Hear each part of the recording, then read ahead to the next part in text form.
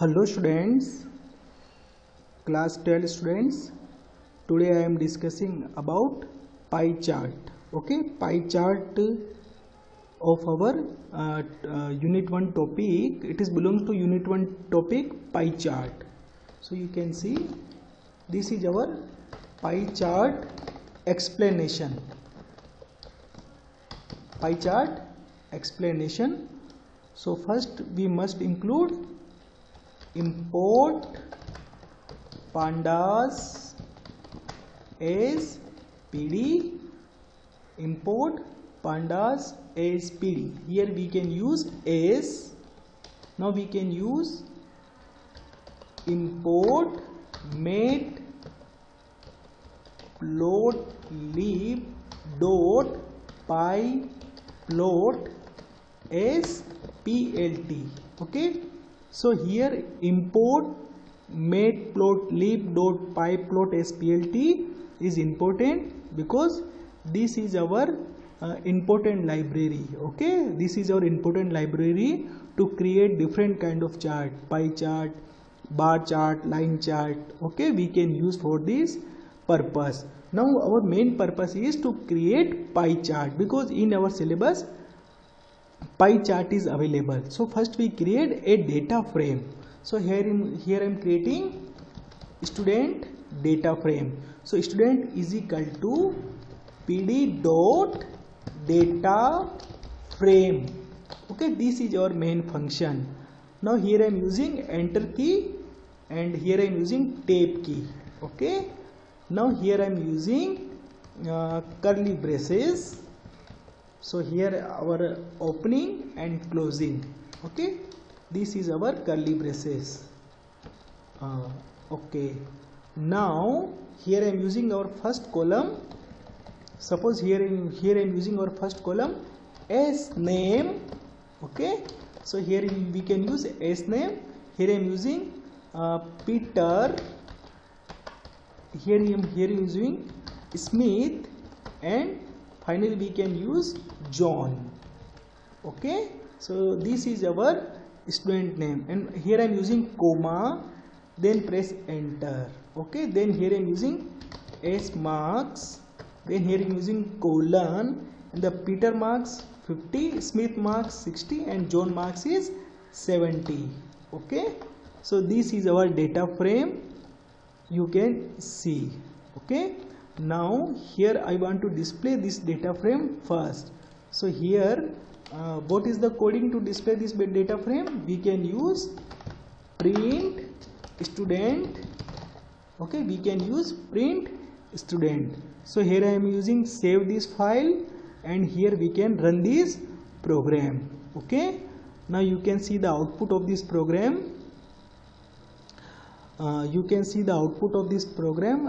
It takes time. Okay students, it takes time, but after a few minutes you can see the output. Okay, so this is our data: S name, S marks, Peter, Smith, and John. But I want to convert this student data frame into pie chart.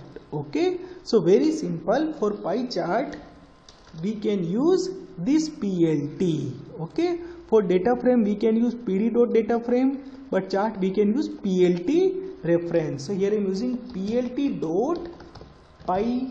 Okay, here I am using plt.py, and here I am using plt.show. Okay, so this thing is important, plt.py and plt.show method. So in pie chart here we need only numerical column name. So S marks. So here we can use S marks, but S marks belongs to student data frame. So first we use student dot marks. First we write our data frame name, then we can use our column name S marks. Okay, now here I want to save this file and run this program again. Now you can see the output. Now you can see the output. So this is our this is our pie chart. Okay, so here this color belongs to particular student marks, this color belongs to particular student marks, and this color belongs to particular student box. But here we cannot correctly identified. So here we can use additional parameter. Okay, so I want to close this file. Here I am using comma, here I am using labels. Labels is equal to, here we can use as name, but as name we directly cannot use. Here I am using data frame name student dot as name. Now again we can save this program and run this program again. Now you can see the output. Now this time you can see Smith, you can see the Peter, this is 50 marks, then Smith 60 marks, then John. So here you can see the name, you can see. Now next, here I want to display the percentage value. Okay, so for this purpose here I am using the enter key, and because I want to show in systematically, then here I am using comma. Okay, then press enter. Okay, we can use in this coding style. Okay, now here I am using percentage. So here I am using auto PCT. Okay, auto PCT. Here I am using equal to. First you use single quotes. Okay, inside you can use percentage, opening and closing. Then we can use 1.2 F. Before point we can use 2 digit or 1 digit, and then after point we can use 2 digit, and then in F means we can use in our floating point, means we can use in our percentage, and we must use percentage symbol also. Okay, so we can say 50.00, 60.00, 70.00. Okay, so this thing we can use for our showing the result in percentage on every partition. Now you can see the output. So this output you can see. Now clearly you can see 33.33%. So this percentage you can see here, this percentage is our message 0.2. So after decimal point you can see 0.33, 0.78, 0.89, and before 1, so maximum 1, and we can control 1, 2, 3, 4. Okay, so 2.2, 3.2 we can use. Suppose here I am using 3. Okay, so after decimal point we can use 2. So before decimal point the maximum 2 digit, and after decimal point 3 digit. Okay, so we can control. So I want to save this program and run this program again. Now you can see the output. Now you can see the output. Now you can see this is the correct output. So before point you can see 2, after point maximum 3, and we must include percentage symbol. Okay, so now this is the thing we can use. Okay students, now here we can use comma, we can use additional parameter. Suppose here I am using shadow, SHAWDOW, shadow is equal to true. Okay, SHAW, shadow is equal to true. So I want to save this program and run this program again. Now you can see, this time you can see the shadow. Okay, you can see the small amount of shadow, you can see this is our shadow. Okay, you can see this is our shadow. Now here I am closing. Now here I am using comma, then press enter. Here I am using new parameter start angle. Start angle is equal to, suppose here I am using 45. Okay, now I want to save and run this program again. Now you can see the result. Okay, now you can see this is our 45 degree. Okay, now first student is our Peter. So the Peter data start in our 45 degree. You can see this is our 45. Okay, now here I am using change. I want to change in 90 degree. Okay, so again I want to save and run this program again. Now this time you can see the output. Now you can see Peter, the portion of the Peter partition start in 90 degree. Okay, you can see this is 90 degree. Now here I am using 180. So start angle of first student for 180. So here I am using Control S and run this program again. Now you can see the output of this coding. Now you can see Peter is our first student, so the Peter will start in your 180. So this is the portion of Peter and start in 180 degree. Okay, so we can also use start angle. Now here we can use start angle, then we can use explode.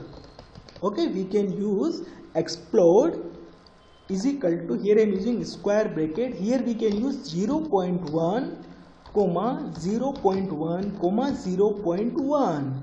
okay, so 0.1 we can use explode parameter. So I want to save and run this program again. Okay, so I want to save and run this program again.